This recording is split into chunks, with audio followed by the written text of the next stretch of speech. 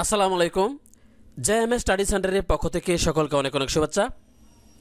আজকের এই ভিডিও টিউটোরিয়ালে ব্লাড টেস্ট রিপোর্ট অর্থাৎ রক্ত পরীক্ষার রিপোর্ট নিয়ে বিস্তারিত আলোচনা করা হবে।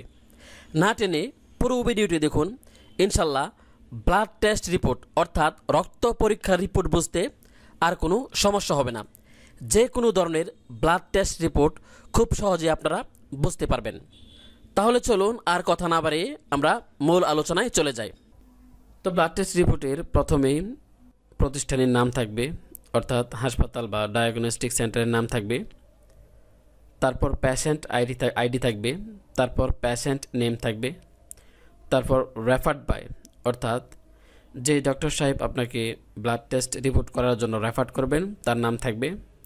তারপর স্পেসিমেন অর্থাৎ নমুনা, কী টেস্ট করা হবে তা উল্লেখ থাকবে, যেমন এখানে ব্লাড উল্লেখ করা রয়েছে যেহেতু ব্লাড টেস্ট রিপোর্ট।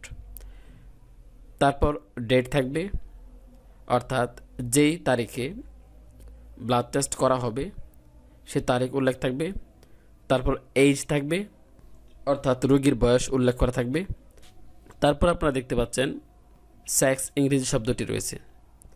এই সেক্স দ্বারা মেল বা ফিমেলকে নির্দেশ করা হয়, তো এখানে ফিমেল উল্লেখ করা রয়েছে কারণ এটি একটি মহিলার ব্লাড টেস্ট রিপোর্ট। তারপর রয়েছে হেমাটোলজি রিপোর্ট। তারপর প্রথমে রয়েছে হিমোগ্লোবিন। এই হিমোগ্লোবিন এর সংক্ষিপ্ত রূপ হচ্ছে এইচবি। হিমোগ্লোবিনের নর্মাল রেঞ্জ হচ্ছে পুরুষের ক্ষেত্রে 12 থেকে 16 গ্রাম পার ডেসিলিটার এবং মহিলাদের ক্ষেত্রে 10 থেকে 14 গ্রাম পার ডেসিলিটার। আজকের এই রিপোর্টে ব্লাড টেস্ট করার পর আমরা হিমোগ্লোবিন পেয়েছি 10.9 গ্রাম পার ডেসিলিটার, আর আমাদের নর্মাল রেঞ্জ হচ্ছে মহিলাদের ক্ষেত্রে 10 থেকে 14 গ্রাম পার ডেসিলিটার। তো দেখা যাচ্ছে হিমোগ্লোবিন নর্মাল রেঞ্জের মধ্যেই রয়েছে। তো প্রিয় শিক্ষার্থী বন্ধুরা, আমরা এখন জানব হিমোগ্লোবিন কী এবং হিমোগ্লোবিনের কাজ কী। তাহলে চলুন আমরা জেনে নিই হিমোগ্লোবিন কী এবং হিমোগ্লোবিনের কাজ কী। হিমোগ্লোবিন হলো এক ধরনের প্রোটিন। এটি মানুষের শরীরে লোহিত রক্তকণিকার মধ্যে থাকে। হিমোগ্লোবিনের মূল কাজ শরীরে অক্সিজেন পরিবহন করা। এটি মানুষের শরীরের প্রতিটি অঙ্গ প্রত্যঙ্গে প্রয়োজনীয় অক্সিজেন পৌঁছে দেয়। আমরা যখন বাতাস থেকে নিঃশ্বাসের সঙ্গে অক্সিজেন গ্রহণ করি তখন এটি প্রথমে আমাদের ফুসফুসে যায়, আর ফুসফুস থেকে এই অক্সিজেন শরীরের প্রতিটি টিস্যুতে, প্রতিটি অঙ্গ প্রত্যঙ্গে পরিবহনের দায়িত্ব পালন করে হিমোগ্লোবিন। তো আমরা হিমোগ্লোবিন কি, হিমোগ্লোবিনের কাজ কী তা সংক্ষেপে জেনে নিলাম। তারপর রয়েছে ইএসআর।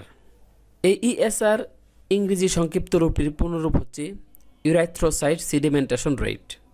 এই ইএসআর এর নর্মাল রেঞ্জ হচ্ছে পুরুষের ক্ষেত্রে 0 থেকে 10 মিলিমিটার ফার্স্ট আওয়ার এবং মহিলাদের ক্ষেত্রে 0 থেকে 20 মিলিমিটার ফার্স্ট আওয়ার। তো আমাদের রিপোর্টে ইএসআর পেয়েছি 42 মিলিমিটার ফার্স্ট আওয়ার, কিন্তু মহিলাদের নর্মাল রেঞ্জ হচ্ছে 0 থেকে 20 মিলিমিটার ফার্স্ট আওয়ার। তো আমাদের ইএসআর অনেক বেশি। তো প্রিয় শিক্ষার্থী বন্ধুরা, এখন আমরা জানব ইএসআর কী এবং ইএসআর এর কাজ কী। তাছাড়া ইএসআর কেন বৃদ্ধি পায়, কোন কোন কারণে ইএসআর বৃদ্ধি পায় তা এখন আমরা সংক্ষেপে জেনে নিব। ইএসআর এই ইংরেজি সংক্ষিপ্ত রূপটির পূর্ণরূপ হচ্ছে ইউরাথ্রোসাইট সেডিমেন্টেশন রেট। আমরা মেডিকেল সেক্টরে যে কোনো মহামারী ও জটিল রোগের প্রেক্ষাপটে সবারই প্রশ্ন থাকে, এই রোগীর ইএসআর রেট কত।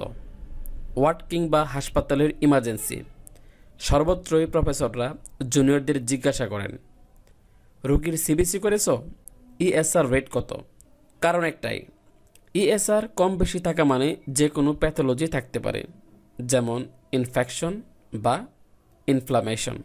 আসুন জেনে নেই কোন কোন রোগে ইএসআর রেট বেড়ে যায়।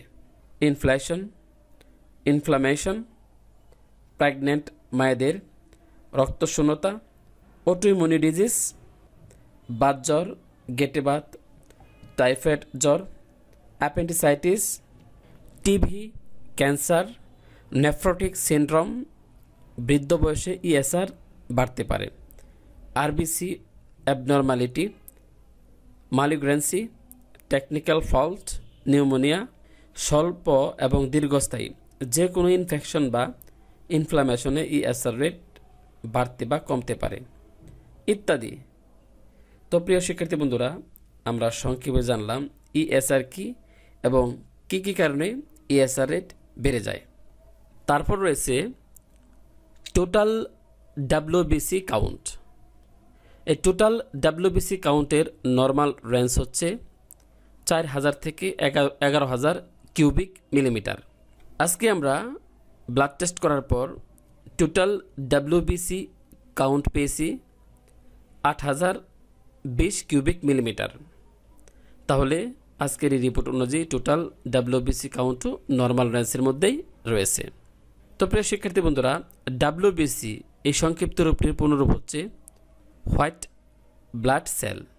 তারপর রয়েছে ডিফারেন্সিয়াল কাউন্ট। তো চলুন আমরা দেখে নেই ডিফারেন্সিয়াল কাউন্টগুলো কী কী। প্রথমে রয়েছে নিউট্রোফিলস। এই নিউট্রোফিলসের নর্মাল রেঞ্জ হচ্ছে 40 থেকে 75%। আজকে ব্লাড টেস্ট করার পর আমরা এই রিপোর্টে পেয়েছি 62%। তাহলে দেখা যাচ্ছে যে নিউট্রোফিলও নর্মাল রেঞ্জের মধ্যেই রয়েছে। তো প্রিয় শিক্ষার্থী বন্ধুরা, আমরা এখন জানব নিউট্রোফিলস কি বা নিউট্রোফিলের কাজ কি। নিউট্রোফিল হলো এক প্রকারের শ্বেত রক্তকণিকা। 4 ধরনের শ্বেত রক্তকণিকার মধ্যে নিউট্রোফিলের সংখ্যা সর্বাধিক। নিউট্রোফিল ব্যাকটেরিয়া এবং ছত্রাককে মেরে ফেলে এবং হজম করে আপনার শরীরকে সংক্রমণের বিরুদ্ধে লড়াই করতে এবং ক্ষত নিরাময়ে সাহায্য করে। তো প্রিয় শিক্ষার্থী বন্ধুরা, নিউট্রোফিল কি এবং নিউট্রোফিলের কাজ কি তা আমরা সংক্ষেপে জেনে নিলাম। তারপর রয়েছে লিম্ফোসাইটস। এই লিম্ফোসাইটসের নর্মাল রেঞ্জ হচ্ছে 20 থেকে 45%। আজকের এই রিপোর্টে আমরা লিম্ফোসাইটসের রেজাল্ট পেয়েছি 30%। দেখা যাচ্ছে লিম্ফোসাইটসও নর্মাল রেঞ্জের মধ্যেই রয়েছে। এখন দেখব লিম্ফোসাইটস কি। তো এখন আমরা সংক্ষেপে জেনে নেব লিম্ফোসাইটস কি বা লিম্ফোসাইটসের কাজ কি। লিম্ফোসাইট হলো এক ধরনের সাদা রক্তকোষ যা ইমিউন সিস্টেমের অংশ। লিম্ফোসাইট প্রধানত 2 প্রকার, বি কোষ এবং টি কোষ। বি কোষগুলি অ্যান্টিবডি তৈরি করে যা আক্রমণকারী ব্যাকটেরিয়া, ভাইরাস এবং টক্সিনকে আক্রমণ করতে ব্যবহৃত হয়। তো প্রিয় শিক্ষার্থী বন্ধুরা, লিম্ফোসাইট কি আমরা সংক্ষেপে জেনে নিলাম। তারপর রয়েছে মনোসাইটস। মনোসাইটসের নর্মাল রেঞ্জ হচ্ছে 2 থেকে 10%। তো আজকের এই রিপোর্টে আমরা মনোসাইটসের রেজাল্ট পেয়েছি 5%। তাহলে দেখা যাচ্ছে মনোসাইটও নর্মাল রেঞ্জের মধ্যেই রয়েছে। তো আমরা এখন সংক্ষেপে জেনে নেব মনোসাইটস কি এবং মনোসাইটের কাজ কি। মনোসাইটস এক ধরনের শ্বেত রক্তকণিকা। এগুলি অস্থিমজ্জাতে উৎপাদিত হয় এবং তারপরে রক্ত প্রবাহে প্রবেশ করে। তারা নির্দিষ্ট সংক্রমণের বিরুদ্ধে লড়াই করে এবং অন্যান্য শ্বেত রক্তকণিকা, মৃত বা ক্ষতিগ্রস্ত কোষগুলিকে অপসারণ করতে এবং ক্যান্সার কোষগুলির সাথে লড়াই করতে সহায়তা করে।